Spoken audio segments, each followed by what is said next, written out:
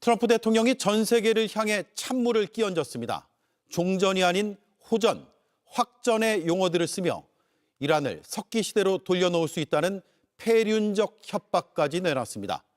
앞으로 2, 3주 중동에서 더 거센 화염이 번질 가능성이 있습니다. 첫 소식 이선화 기자입니다. 트럼프 대통령은 19분 연설 내내 중동 전쟁 목표가 이미 달성됐다는 점을 거듭 강조했습니다. 이란의 군대와 핵시설이 회복 불가능한 수준으로 괴멸됐다며 승리를 기정사실로 했습니다. In these past 4 weeks, our armed forces have delivered swift, decisive, overwhelming victories on the battlefield. Never in the history of warfare has an enemy suffered such clear and devastating large-scale losses in a matter of weeks. 특히 1, 2차 세계대전 당시 미군이 싸운 기간을 일일이 나열하며 단 32일 만에 이란을 무력화시킨 군사적 성과를 전면에 내세웠습니다. 하지만 승리 선언 뒤엔 더 잔혹한 경고가 뒤따랐습니다. 이란의 새로운 지도부와 협상을 하고 있다면서도 합의가 불발될 경우를 대비한 데드라인을 제시한 겁니다. 바로 어제까지만 해도 미군 철수 시점으로 거론됐던 2, 3주라는 시간을 이번엔 더 강한 추가 타격의 시한으로 바꿔 선포했습니다. We're going to hit them extremely hard over the next 2 to 3 weeks. We're going to bring them back to the Stone Ages. 그간 타격을 미뤄왔던 발전소 등 핵심 인프라를 모두 파괴해 이란의 국가 기능을 마비시키겠다는 최후 통첩입니다. 오는 11월 중간선거를 앞두고 군사적 업적을 극대화하는 동시에 내부 여론을 수습하기 위한 압박용 시간표를 확정한 것으로 풀이됩니다. 트럼프 대통령이 스스로 설정한 이 2, 3주의 시간표가 극적인 종전의 신호탄이 될지 아니면 중동을 거대한 암흑 속에 빠뜨릴 최후의 공격 신호가 될지 전 세계의 이목이 집중되고 있습니다. JTBC 이선아입니다. 오늘 아침에 그 트럼프의 대환장 연설 어떻게 들으셨습니까? 뭐 저는 사실 기대를 안 했거든요. 왜냐하면 투자에서 가장 조심해야 될 건 사실은 기대죠. 기대가 있으면 잘못된 행동이 일어날 수 있기 때문에 기대하지는 않았는데 역시 그 기대 때문에 여기 괴로워하는 사람 되게 많습니다. 그래서 이제 기대 없이 봤는데 뭐 역시나 한 것 같고요. 예. 근데 오늘 이제 확실히 알았어요. 더 확실히 알았던 건 뭐냐면 이제 트럼프한테 진짜 조금이라도 기대도 하지 말아야겠다. 그래서 우리가만의 갈 길을 가야겠다 그런 생각을 했습니다. 그 뭐 이거는 저 순서상 뒤쪽에서 얘기를 해야 될지는 모르겠습니다. 먼저 좀 여쭤볼게요. 오늘 우리 주식장이 뭐 사이드카 발동, 뭐 코스피 코스닥 할 것 없이 그리고 어제 약간 또 반짝했었기 때문에요. 많은 분들이 좀 고통스러워하시는 것 같아요. 지금. 그러니까 이 고통이라는 게 뭐 예를 들어서 빨간색이어야 될 것이 파란색이 됐다고 고통이 아니라 모르겠는 거예요. 너무 뒤죽박죽이고 혼란스럽고. 맞아. 이게 계속 이럴까요? 그러니까 지금까지 그래왔으니까 앞으로도 당분간은 그럴 확률이 높은데, 예, 그러니까 이게 괴롭죠. 말씀드린 것처럼 자산시장에서 가장 괴로운 건 그러니까 말씀하신 것처럼 불확실성인데 내가 모를 일이 벌어질 가능성이 높은 상황인 거죠. 그래서 죄송한데 저 방송 보시는 분들 위해서라도 텐션 조금만 올려주세요. 왜냐하면 너무 다운돼 있어. 근데 오늘 그 주가를 보면은 텐션 업하기가 쉽지가 않습니다. 올리기가 쉽지는 않겠지만.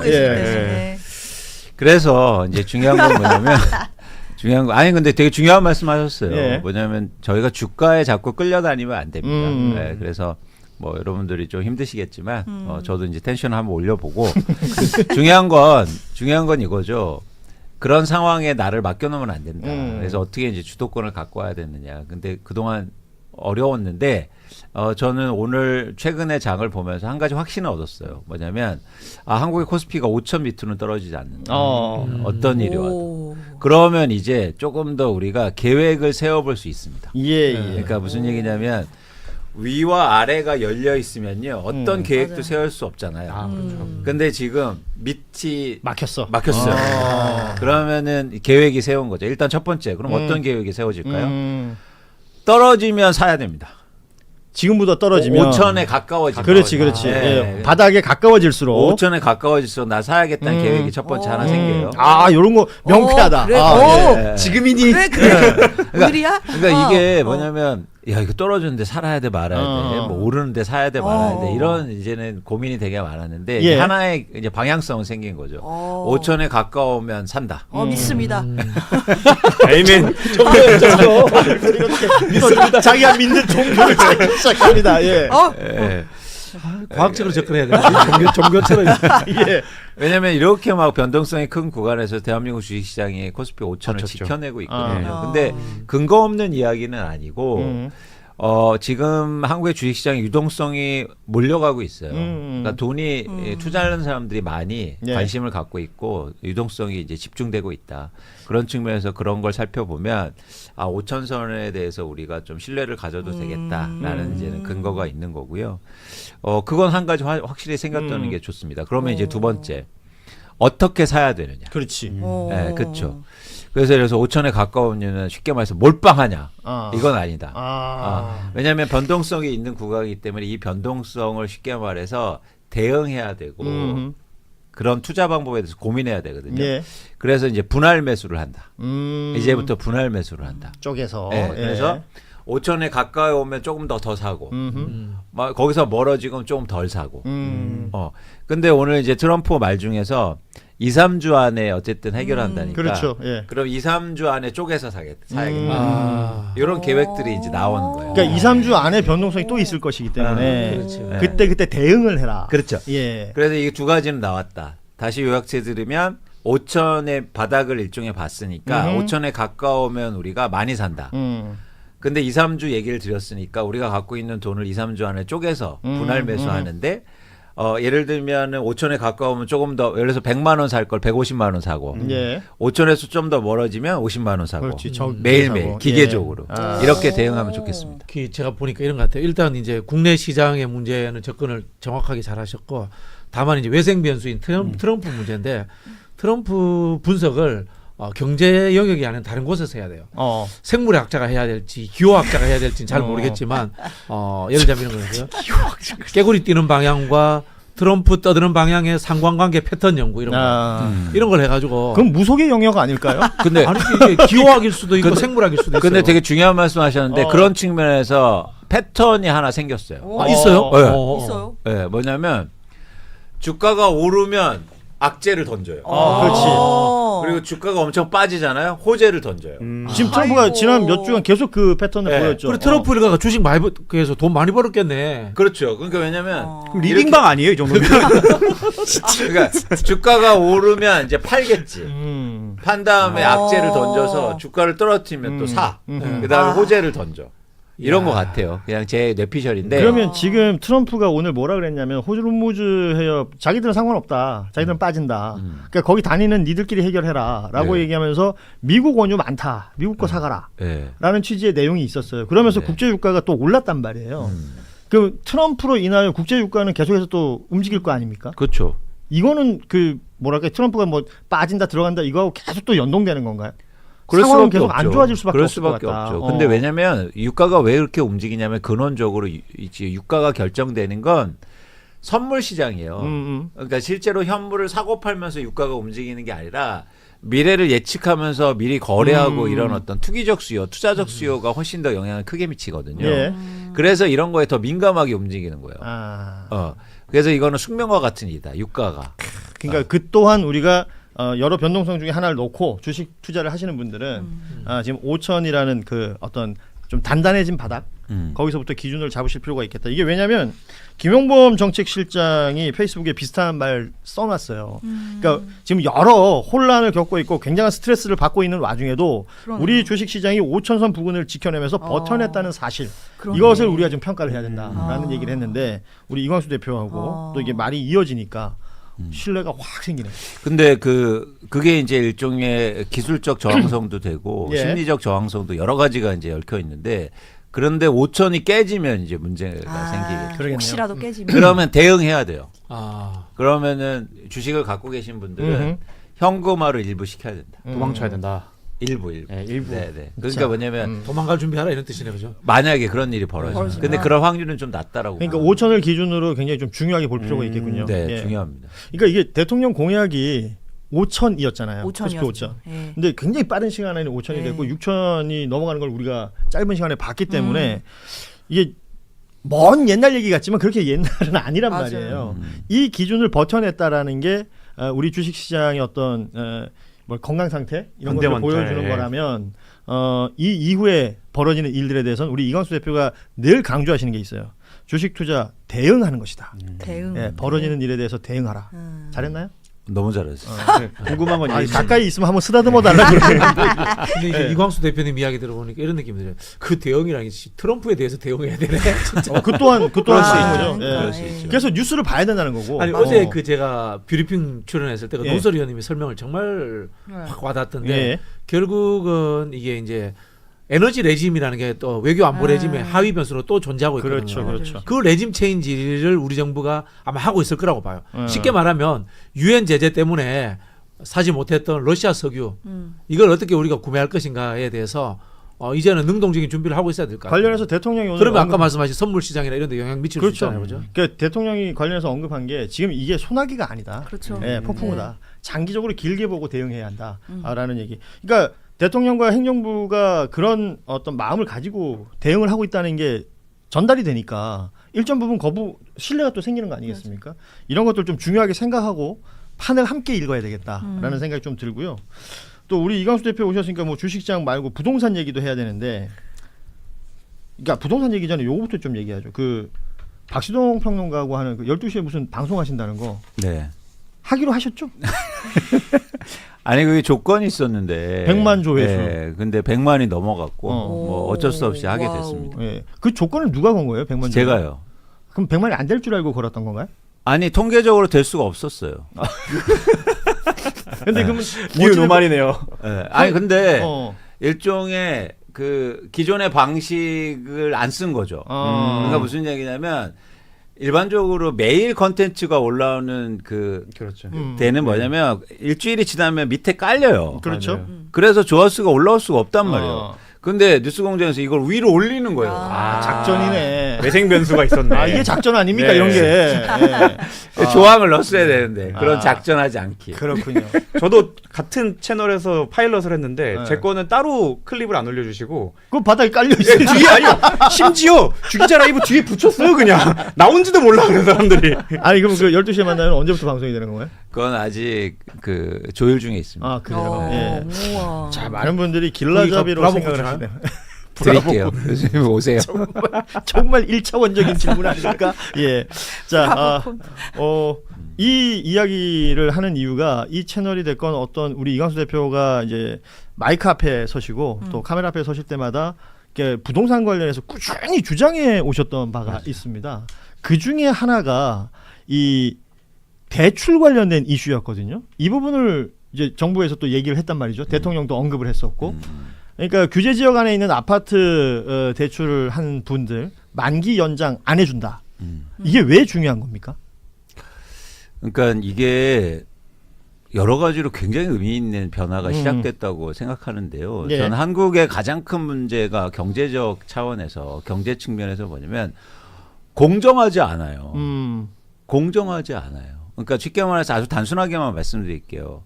그러니까 우리나라 집을 얘기할 때 이제 박근혜 때 어떤 일이 있었냐면 집값이 되게 떨어지지 않습니까? 예. 그때 어떤 거냐면 빚내서 집 사라고 그렇죠. 해요. 그렇죠. 네. 초이노믹스. 그래서 기억나요. 어떻게 네. 하냐면 그런- 다주택자한테도 심지어요 집값의 거의 80% 이상을 막 대출해줘요. 맞아요. 그러면 다주택자가 전국적으로 60만 채가 넘는 다주택자가 증가했거든요.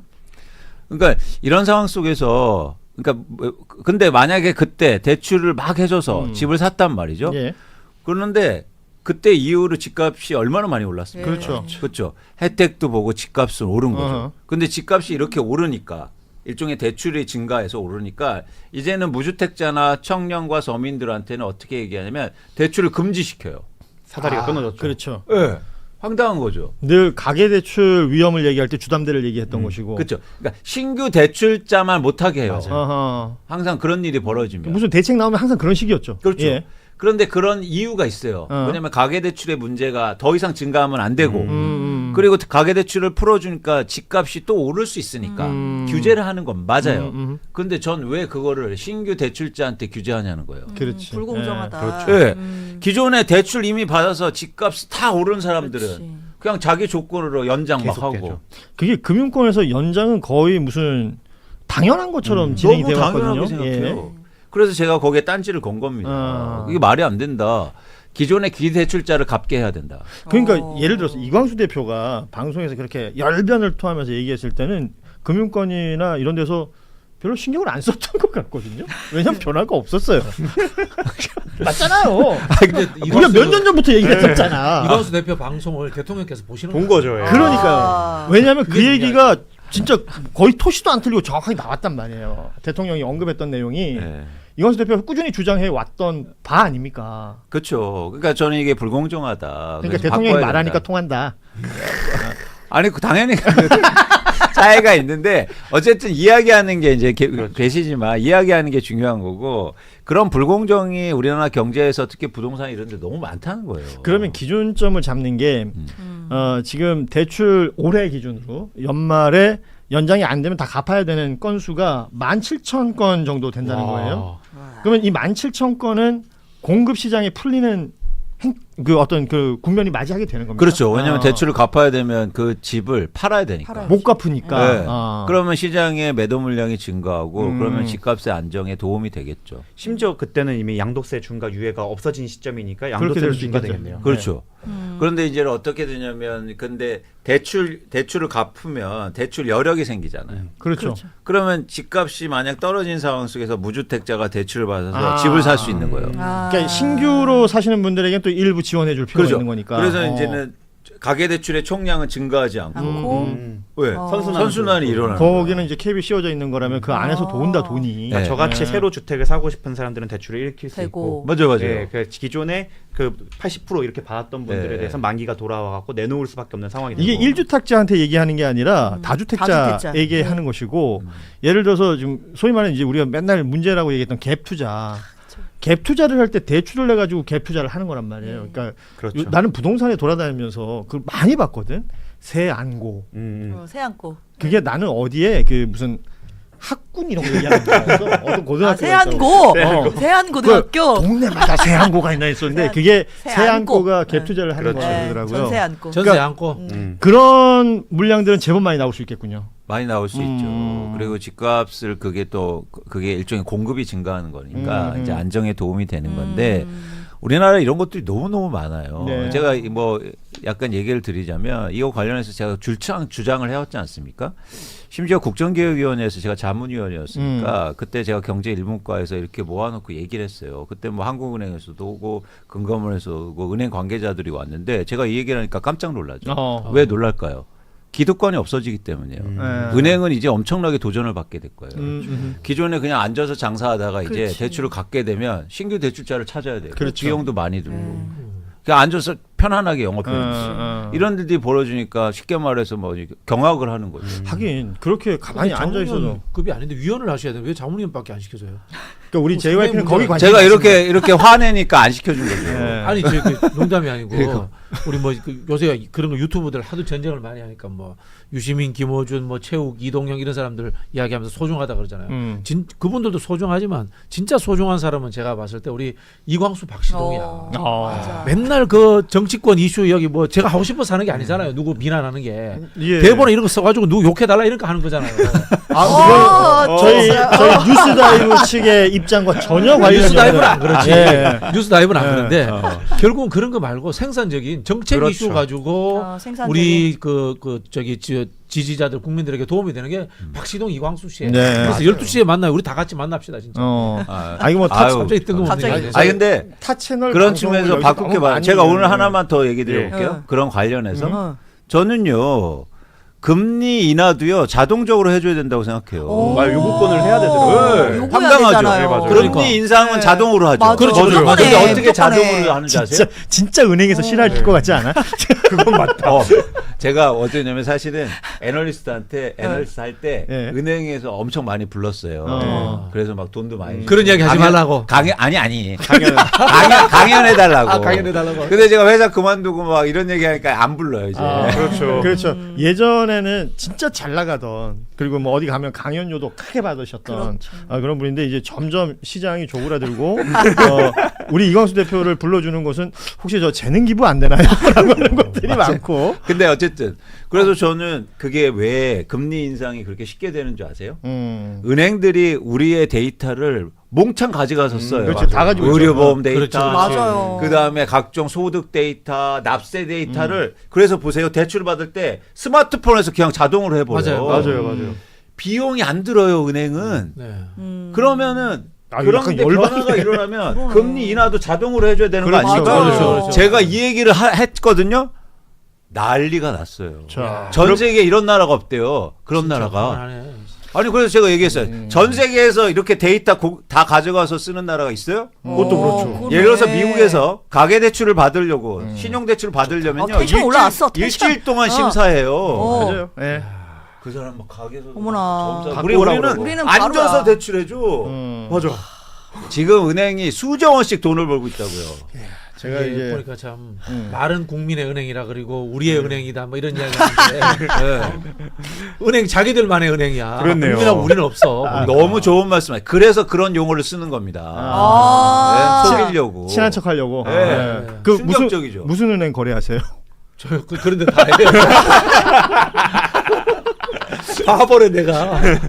그래 보세요. 그래서 저 금리 인하도 자동으로 해줘라. 아, 진짜 근데 이거 이건 필요하다. 진짜 일리 있는 말씀이에요. 진짜 일리 있는 말이네요. 그거 요구해야 되는데 진짜. 금리가 인상될 때 어떻게 옵니까? 문자로 오지 전국에 않나요, 대출 그냥? 있는 분들 네. 모두 답해 보십시오. 그냥 문자 그냥 띡하러 문자 와요. 띄워요. 몰랐다. 네. 그럼 그냥 그런가 보다. 근데 하지. 내릴 때는 그 아주 작은 글씨로 적어놓잖아. 금리 인하 인하, 청구할 수 있다. 그리고 청구를 해야 되고. 그렇죠. 맞아요. 직접 가서. 요거. 그리고 그런데 내가 매일 자료 만들어야 되고. 매일 일터로 가고 음. 우리가 노동을 해야 되는데 그 맞아. 시간이 있습니까? 네. 여기 우리 전문가 계시고 변호사 계시고 화 잘 내는 사람 계시고. 그렇죠. 이거 우리 소송을 해야 되겠는데. 어. 자, 지금이니? 지금 그런 게 너무 많아요. 예. 대한민국에. 그러네요. 자 이게 지금 오늘부로 은행하고 전쟁 선포한 겁니다. 네. 우리 이광수 대표가 이렇게 어떤 문제 제기를 하실 때요. 늘 일리 있는 얘기를 하는데 네. 이게 정책으로까지 연결되는데 그동안은 굉장히 오래 오래 걸렸어요. 맞아요. 근데 이재명 정부 들어서 뭔가 빨리 진행되는 것 같은 느낌 받으시죠? 소중한 사람 진짜. 혹시 뭐 중간 라인 있어요? 아니, 누가 텔레그램 좀 보내주세요. 라인 아니 그러니까 이런 아니, 얘기들을 그러니까 예. 이게 제가 들은 얘기는 이제 관심이 많으시다. 어. 여러 대통령께서? 가지를 보시고 여러 가지를 보시고. 뉴스다이브를 보시면 뭐 저희 예전에 오창석 평론가가요. 지금 이제 청년재단 이사장이 사장, 예. 그 대통령의 칭찬을 한번 받은 적이 있어요. 그러고는 인스타에 대통령이 샤라웃 해줬다고 난리가 난 겁니다. 자 뉴스다이브 샤라웃 한번 해주신다면. 예. 아니 뉴스 다이브도 이거 뭐 맨날 이런 거 하지 말고 정책 방송 해요. 그러니까요. 이제 그럼 그런 되지 뭐. 시간을 우리 이광수 대표가 시간이 많이 없어서 저희가 매주 모실 수는 없어가지고요. 다음 스케줄 자주 언제? 모시지 뭐. 예, 또 오겠습니다. 그러니까 제가 12시에 그걸 하면 이제 모든 걸 안 할 거예요. 그렇지. 12시 그거 하면 끝나고 여기 오기 딱 좋아. 예, 그러니까. 딱 좋아. 가깝다. 상암 아니에요? 그러네. 충정로. 좀 바로 옆이네. 제가 예. 모시고 올게요. 네. 저 우리 카카오 블랙 불러줄게. 왜 블랙으로? 심지어- 블랙으로? 심지어 와. 제가 충정도에서 저도 방송이 있거든요. 같이 오면 되겠네. 태워가- 자기는 알아서 태워서 오고. 네, 제가 모시고 올게요. 오늘 예. 보니까 우리 이광수 대표님이 영화 배우 좀 닮았어. 누구요? 왜 이러세요 저한테? 저기 유명한 배우야 진짜 세계적인 배우. 더스틴 호프만 좀 닮았어. 더스틴 어. 지금 8순 넘으셨죠. 그뭐 우리 정구승 변호사도 아이돌 닮았네. 제가요? 샤이니 민호 좀 닮은 것 같아요. 볼 때마다 그런 느낌 맞아요. 받아서. 네. 아이 아빠긴 합니다. 저는 뭐 없나요? JRP? 죄송합니다. 없어요? 자, 예. 옆에 사람 보여야 돼. 자, 좀 장례 정리하고요.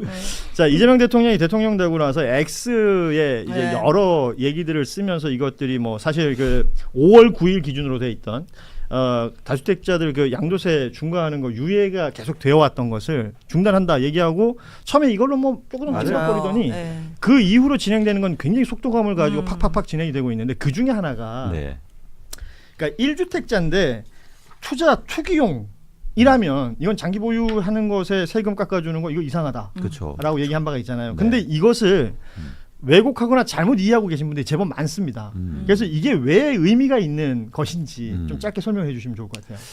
이제 한국의 부동산 시장이 투자와 투기화 돼 있는데, 그러니까 투자와 투기하는 방법이 있을 거잖아요. 그 중에서 굉장히 다수의 방법을 어떻게 하냐면 갈아타기를 하면서 그렇죠. 예. 삼겹지로. 그러니까, 예를 들어서 노원구에 살다가 영등포로 이사 가고, 성동구로 이사 가고, 성동구에서 또 강남으로 이동하고 뭐 이런 갈아타기를 하면서 시장을 굉장히 혼란시키고 불확실성을 크게 만들거든요.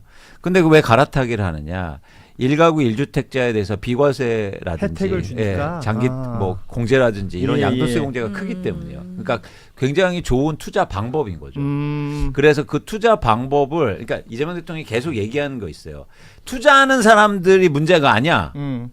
그런 정책을 만든 게 문제지. 그래서 그 정책이라든지 그 조항, 세법 이런 것들을 고치겠다는 겁니다. 그러니까 그 일환이에요. 그러니까 실질적으로 말이죠.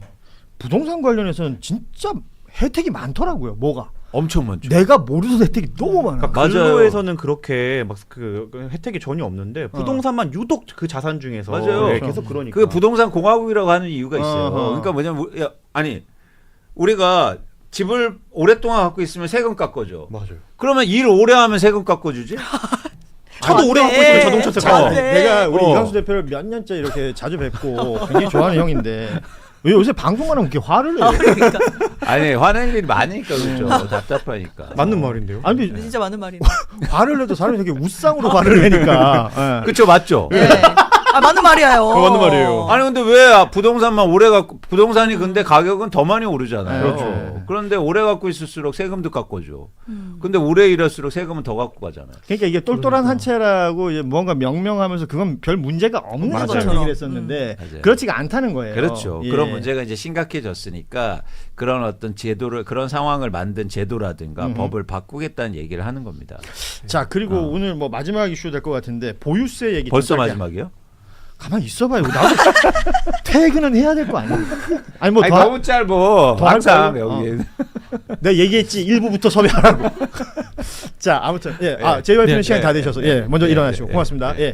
자 마지막으로 이 보유세 얘기를 좀 정리를 했으면 하는데 홍익표 정무수석이 이제 최근에 방송에 나와서 보유세 관련해서 결국 뭐 논의는 할 수 있는 거지만 적용을 한다는 것은 굉장히 중요한 문제이기 때문에 여기에 대해서는 좀 뭐랄까 선을 긋는 듯한 발언을 한 바가 있어요. 네.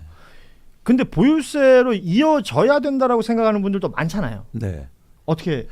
그러니까 우리가 이 정책, 한국의 부동산 정책을 다시 한번 이해하자고요. 예. 조금만 들어봐 주시면 좋을 것 같은데 예를 들어서 이런 거예요. 그러니까 우리나라 그동안 부동산 정책이 실패했던 가장 큰 이유는 뭐냐면 제가 어디에 비유하냐면 나그네의 옷 벗기기예요. 그동안은 바람을 불었다고요. 자, 무슨 얘기냐면 나그네가 이렇게 걸어가는데 바람을 불어요. 그러면 일부는 뭐 옷을 벗길 수도 하겠지만. 있는데 염이죠. 그렇죠. 염여 더 센 거, 더 센 거. 그러니까 이거는 뭐냐면 어떤 방향성이냐면 나그네에 따라서 내가 변해. 그게 바람의 성격이에요. 그렇지. 예. 그런데 지금 이재명 대통령은 뭘 하겠다는 거냐면 햇볕 정책을 하겠다는 거예요. 그래서 뭐라고 얘기합니까? 다주택자 공직자들한테 집을 팔려고 하지 않을 거예요. 예. 어떻게 하냐면 그들이 알아서 팔 수 있는 환경을 만들 거예요. 조건을 만든다. 그게 바로 햇볕이에요. 왜 나그네는 햇볕이 비치면 왜 옷을 벗을까요? 더우니까요. 더하기, 더울 게 지속될 거라고 생각하니까. 그렇지. 걱정이 되고 이 판이 안 바뀔 거라고 생각하면 내가 행동하게 돼 있죠. 그렇죠. 예. 그래서 보유세를 어떤 식으로 해석하는 거냐면 보유세가 바람으로 해석하는 게 아니고 일관성의 방향을 얘기하는 거예요. 그러면 이걸 먼저 논의해야 돼요. 그렇지. 근데 지금 방향성이 뭐냐면 집값이 쉽게 말해서 오르면 보유세를 하겠다는 거예요. 그러면 보유세가 바람으로 그러네요. 쓰겠다는 거죠. 예. 아, 야 이거 나그네 이론은 비유가 아까 좀 이해가 지금 쉽다. 자리를 떠나셨지만 JYP도 자주 쓰는 어떤 비유인데 전혀 느낌이 다르게 들어요. 그렇잖아요. 네. 오늘 뭐 동탁 얘기하고 연상문 얘기하고 있는데 다 날라갔어요 지금. 나그네로 끝. 나그네가 최고다.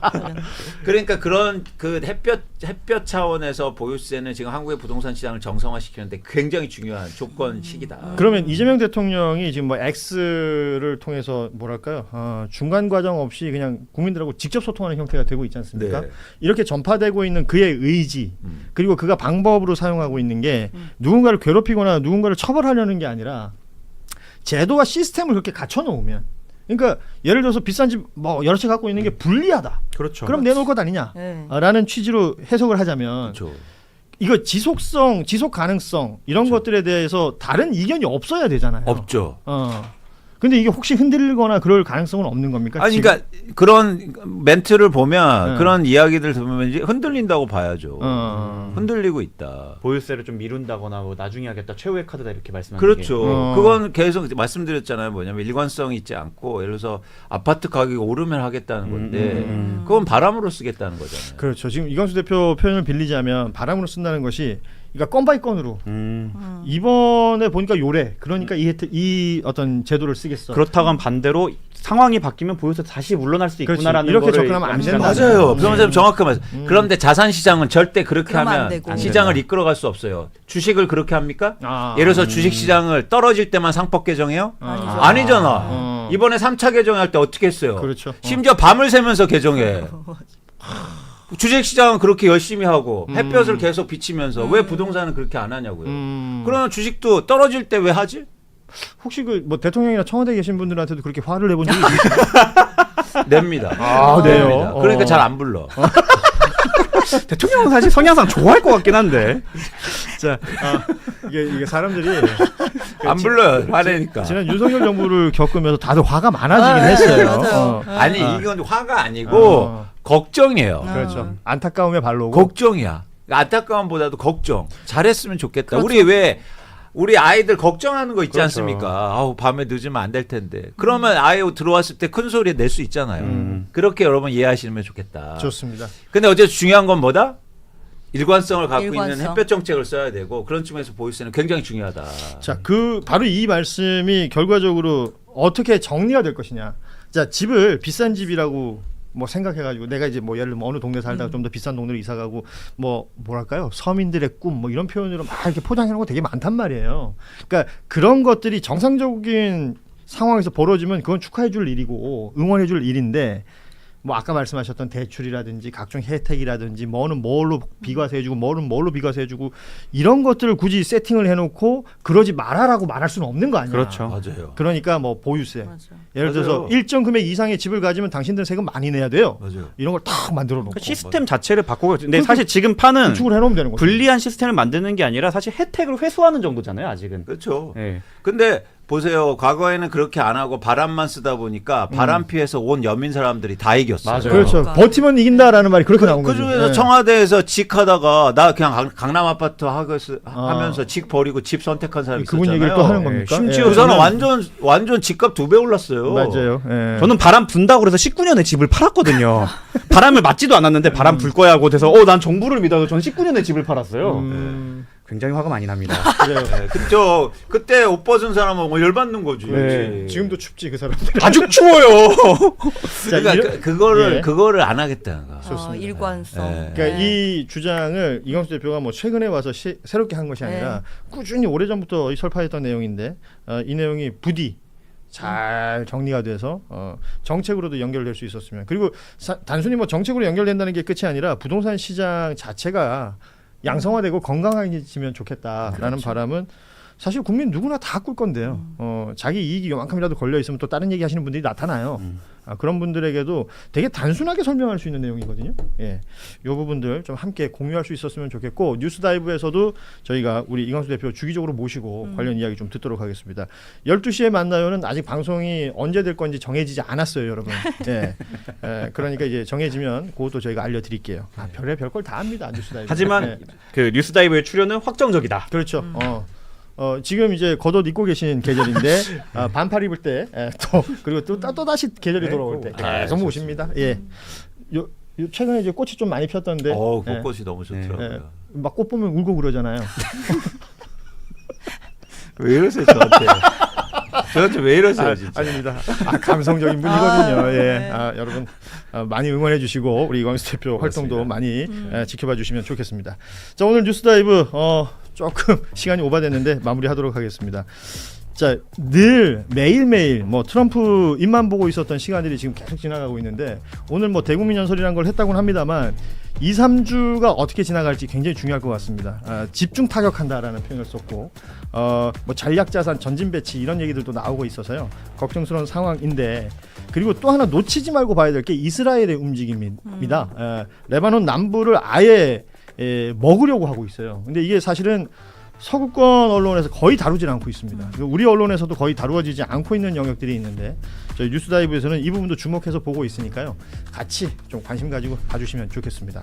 시청자 여러분, 상대국을 석기시대로 돌려놓겠다는 미국 대통령의 끔찍한 발언 어떻게 들으셨습니까? 이것은 결코 태평양 건너 먼 나라의 이야기가 아닌데요. 당장 우리 대한민국의 국익을 훼손하고 국민들의 민생 경제를 벼랑 끝으로 내모는 중대한 위협입니다. 트럼프 대통령의 무책임한 확전 선언 직후 우리 금융시장은 그야말로 직격탄을 맞았는데요. 환율은 단숨에 1,520원 선까지 치솟았고 증시는 곤두박질 쳤습니다. 중동발 유가 폭등은 고스란히 우리의 밥상 물가를 위협하고 수출 기업들의 목줄을 죄고 있습니다. 자국의 정치적 이익을 위해 전 세계 경제를 볼모로 잡는 이기적인 행태가 아닐 수 없는데요. 더욱 심각한 것은 세계 평화를 담보로 벌이는 이 무모한 도박입니다. 힘을 통한 평화를 외치지만 정작 그가 쥐고 흔드는 것은 평화가 아니라 공포와 파괴뿐입니다. 이는 결국 더 큰 증오와 피해 악순환으로 반복된다는 것을 우리는 역사에서 똑똑히 목격해왔습니다. 세계 평화를 해치고 우리 경제에 치명적인 타격을 입히는 미국의 일방적 폭주에 대해 이럴 때일수록 차분하게 국익과 실용의 관점으로 대응해야 할 것인데요. 여러분은 어떻게 생각하시나요? 트럼프 대통령이 전 세계를 상대로 더 이상 망나니 짓을 벌이면 안 된다고 생각하시면 구독과 좋아요 정중히 부탁드립니다. 여러분의 의견을 댓글로 남겨주세요. 그리고 진심으로 시청해주셔서 감사합니다.